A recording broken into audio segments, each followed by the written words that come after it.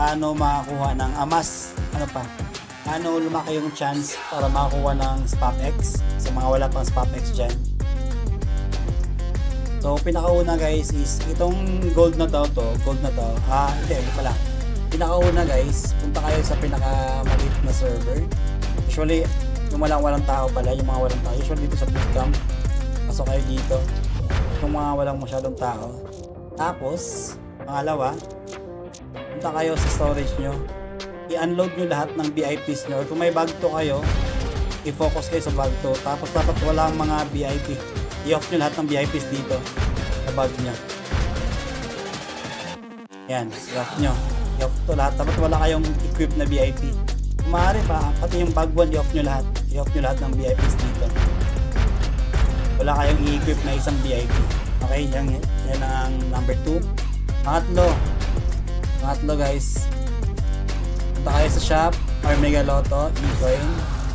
Punta kayo dito, SpapX.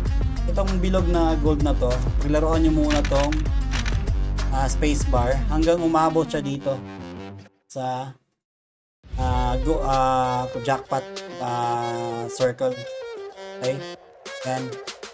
Pagkatapos nyan guys, pwede rin kayong, mali na naman tayo guys, sorry.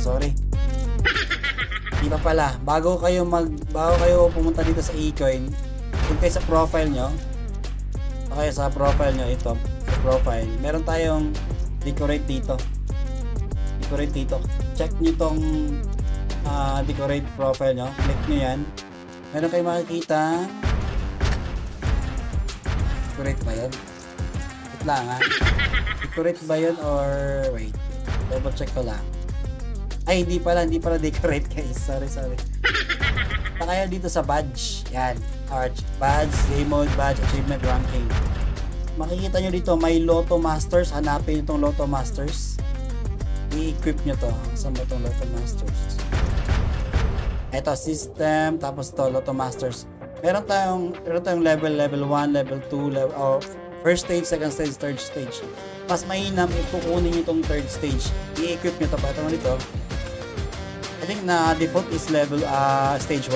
Naka-register yan. Mas mainam kung kunin nyo itong second or pinakamaganda talaga yung main, yung third stage. Equip nyo to guys. I-register nyo to. Yan. Equip nyo Lotto Master, sabi ni Sider. Equip nyo to guys. Yan. Pag nagawa nyo na yung first stage, yung punta kayo sa malit na server, second stage, equip nyo lahat ng VIPs nyo. Third stage or third step, punta kayo dito sa achievement, sa profile nyo, equip nyo itong Lotto Master. Pagkatapos nyan,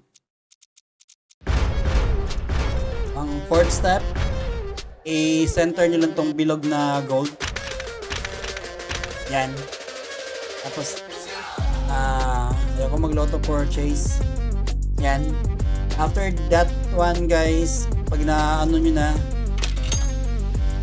wala kasi ako nito, pag nasa bilog na kayo dito ng SpapX, i-try nyo ng, usually sa akin yung first 3 bars, parang pitik lang.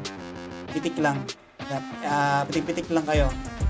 Sa akin kasi nasa naka 16 times spin ako bago ko nakuha yung SpapX. So, yan yung aking aking advice or aking tutorial para mas lumaki pa chance yung makakuha ng SpapX. Although disclaimer lang guys, hindi to kumbaga solid na talagang guarantee pa, hindi ito guarantee na makakuha kayo ng SpapX, but this is one way to maximize or to increase your chance na makuha ng SpapX, mga papi chulo. Yan, so hopefully nakakuha nyo yung gusto kong ipahiwatig or gusto kong ibahagi sa inyo kung paano ko nakuha yung aking SpapX sa aking storage.